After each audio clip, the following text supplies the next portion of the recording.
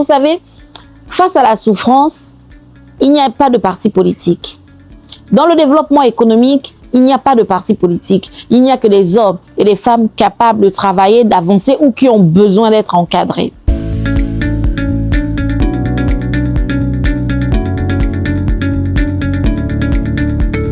Bonjour, je suis Caméliane Tountoum Leclerc, candidate PDG au premier arrondissement de la commune de Ntoum.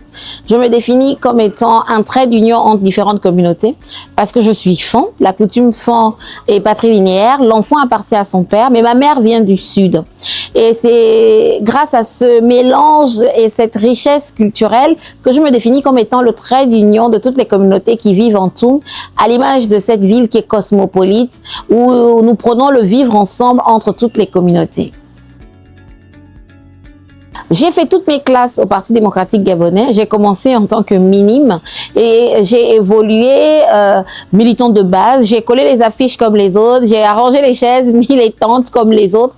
Et ensuite, je suis devenue membre du comité central, membre du bureau national UJPDG, membre du conseil national, membre du bureau politique en complément stratégique, membre du bureau politique, membre du comité permanent du bureau politique et grâce à Dieu aujourd'hui, vice-présidente du Parti démocratique gabonais. Donc vous imaginez, après 36 ans d'engagement politique, c'est normal que je continue à faire mes classes dans ce parti. Et pour les législatives, j'avais déjà été conseiller municipal pour le camp du Parti démocratique gabonais, élu en 2018. Donc je me suis dit que je peux, comme en 2023, me présenter pour être candidate aux législatives. Je pense que cette campagne a permis au Parti démocratique gabonais de mettre en lumière des militants et des militantes très valeureuses, expérimentés, chevronnés sur le terrain politique. Et ça nous a permis de compter d'abord sur nous-mêmes, sur nos propres forces. Nous ne sommes plus un parti au pouvoir. Nous collaborons bien sûr et travaillons pour en bonne intelligence avec le président de la République. Nous l'avons soutenu pendant les élections présidentielles. Nous avons fait campagne pour le oui au référendum. Mais cette élection a permis aux PDGistes, aux vrais PDGistes, loyaux, fidèles, dévoués, de montrer ce qu'ils sont capables de faire, de se régénérer. Et je pourrais dire que le PDG est vraiment dans l'air du temps, parce que c'est face à la difficulté, c'est face aux tempêtes qu'on voit ceux qui sont les plus loyaux, les plus dévoués et surtout des personnes qui sont résilientes. Je dirais que c'est un moment de résilience extrême et surtout de montrer qu'on peut tisser aussi des alliances. On peut être au Parti démocratique gabonais en soutenant le président de la République. Le premier arrondissement de la commune de Ntoum a une particularité où plusieurs quartiers étaient encore des villages. Donc, il y a la ruralité qui est très présente. C'est une ville d'eau, ville d'art avec plusieurs potentiels au niveau des activités économiques qui ne sont pas assez valorisées, notamment le travail du raffia avec les femmes qui sont tout le long du chemin. C'est pour ça que nous faisons tout pour qu'il y ait une maison de l'artisanat, une maison de la femme qui puisse valoriser ce travail, ce talent. Il n'y a pas un mariage qui se fait dans le Gabon, je peux dire, sans qu'on ne vienne ici prendre du raffia ou sans qu'on ne commande des accessoires de décoration intérieure. Nous avons également à la cimenterie qui tourne un petit peu en ralentissement et nous espérons que d'autres projets plus valorisants vont permettre un essor économique de notre arrondissement. Il y a également un gros potentiel au niveau de l'agriculture. Il faut ce retour à la terre, conscientiser les jeunes, booster les coopératives qui existent déjà, les questions d'élevage également, mais surtout nous on mise sur le numérique. Vous savez, la ruralité n'est pas une fatalité quand le digital est présent. Donc, je pense qu'il faut qu'on continue à former et à créer des opportunités pour que des jeunes qui sont ici puissent travailler à travers le monde grâce au digital. Donc, il y a également des plaidoyers que nous faisons sur les questions de santé. Depuis que je suis étudiante, je me suis toujours engagée sur ces questions-là, notamment avec la lutte contre le paludisme. Les questions mère-enfant aussi m'interpellent. Donc, nous allons continuer le plaidoyer parce qu'il manque une radiologie gynécologie et un bloc opératoire à l'hôpital de Ntoum.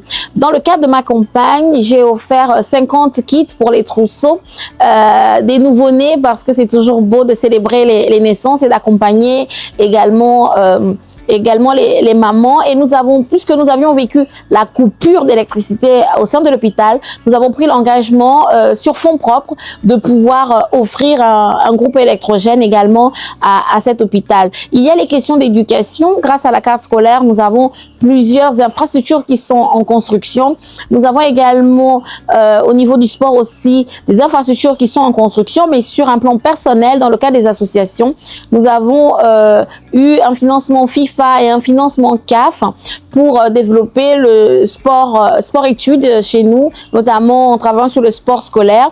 Nous allons également sur fonds propres construire une médiathèque. Et pour les questions de loisirs, nous avons lancé la compagnie Toum Loisirs, que nous espérons être prospère, parce que c'est pour les enfants. Il n'y avait vraiment aucune activité en termes de loisirs dans notre arrondissement. C'est pour eux et c'est le bonheur que nous éprouvons en tant que maman, d'abord de voir ces enfants émerveillés par ce que nous mettons à leur disposition. Et c'est aussi un moment de détente, de réjouissance, de partage entre les parents.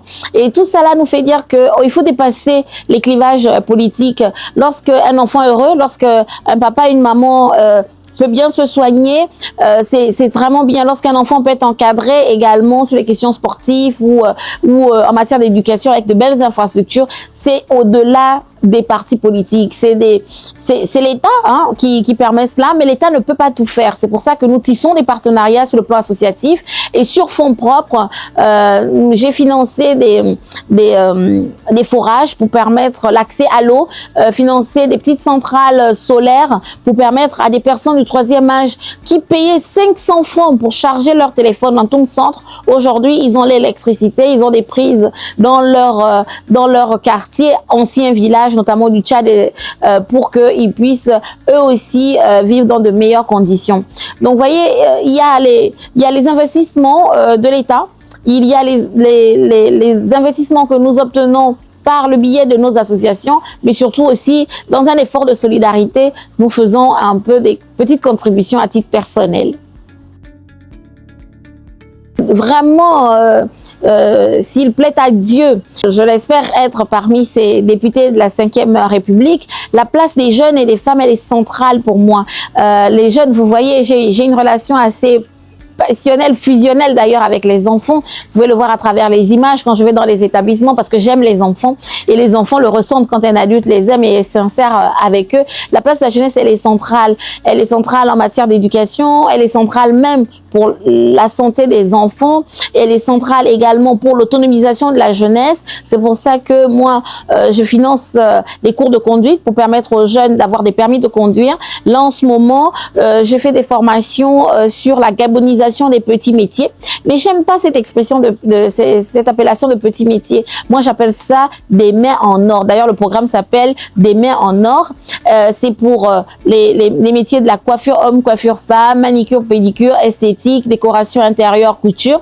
Nous le démarrons que maintenant parce que je suis une femme pragmatique et concrète. Donc, je voulais pas lancer une formation sans avoir tous les équipements. Quand les équipements sont arrivés, on a lancé la formation et nous avons également sollicité le PNPE pour avoir un partenariat avec eux pour qu'on ait une formation dans le domaine de l'entrepreneuriat, dans la création des micro-entreprises. Parce qu'on veut pas juste faire de la formation et donner des équipements, on veut qu'il y ait un vrai suivi, que nos jeunes et nos femmes ne confondent pas chiffre d'affaires et bénéfices.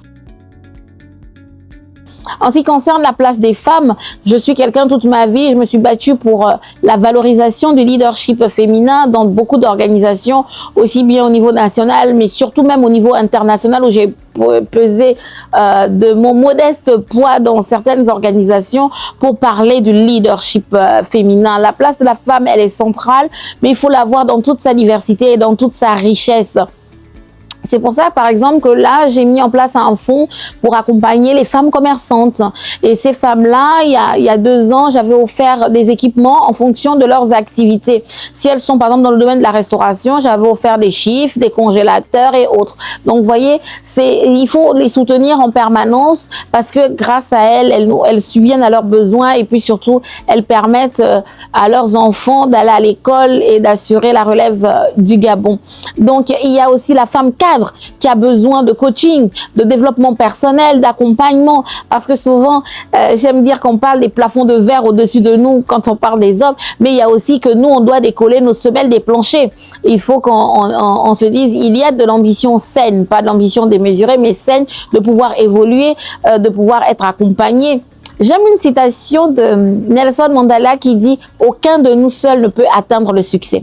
Et donc voilà, il faut créer une grande chaîne de solidarité avec les femmes pour qu'on soit représenté à tous les niveaux. Et c'est pour ça que moi, je m'engage en politique en tant que femme. Il faut continuer à faire ce plaidoyer-là. Il faut faire du mentoring. Il faut valoriser tout ce qui est sororité. On parle de fraternité chez les hommes, mais nous, c'est la sororité. Donc, il faut être la locomotive qui tire d'autres femmes.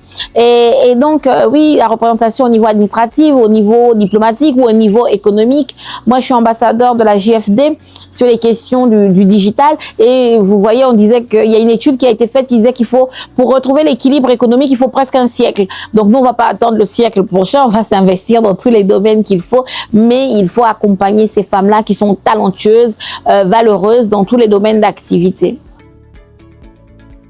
Alors moi, je suis une PDGiste pure et dure, comme on aime à le dire. C'est par rapport à mon parcours, mais je suis également un soutien vraiment indéfectible du chef de l'État. Je crois en sa politique, en sa vision. Je mets en œuvre autant que faire se peut. D'abord, sa vision en matière d'éducation. J'ai participé à toutes les élections qui ont impliqué le chef de l'État, au référendum, son élection en tant que président de la République. Il a été bien élu et le PDG a pris une part importante dans cette activité. Nous étions dans tous les états-majors de campagne, mais je dois dire que tous les amis du roi ne sont pas à la cour du roi, quoique je me définis pas comme étant une proche ou une amie, mais c'est juste l'expression que j'emprunte pour expliquer. On met pas tous les paniers tous les œufs dans un même panier. Il faut qu'il y ait de la diversité au niveau politique. Il faut qu'il y ait une coloration politique. On peut pas avoir un gouvernement monocolore avec simplement des ministres qui sont de l'UDB. Vous voyez, le président prône la démocratie et par rapport à cela, il faut qu'il y ait des PDGistes, il faut qu'il y ait le RPM, par exemple, représenté par Barreau Chambrier ou d'autres. À l'endroit de mes électeurs, je dirais que ne vous trompez pas.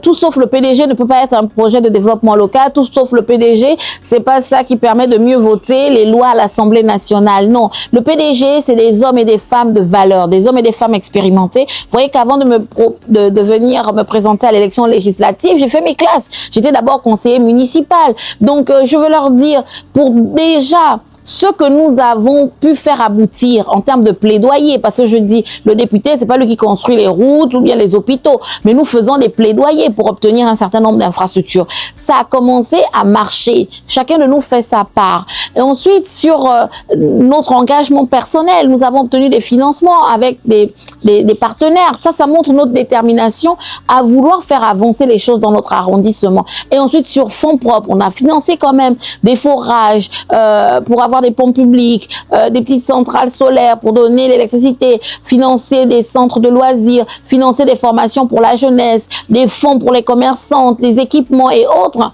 C'est parce qu'on aime. Au-delà de faire de la politique, moi je suis contre la politique politicienne. Et quand je fais même mes formations, je cherche pas à savoir s'ils sont du PDG ou d'un autre parti. Ce que je veux, c'est l'autonomisation de la jeunesse, c'est l'émancipation de la femme. Ce que je veux, c'est prendre en compte les personnes les plus vulnérables, notamment ceux vivant avec un handicap, les personnes qui sont en grande souffrance. Vous savez, face à la souffrance, il n'y a pas de parti politique.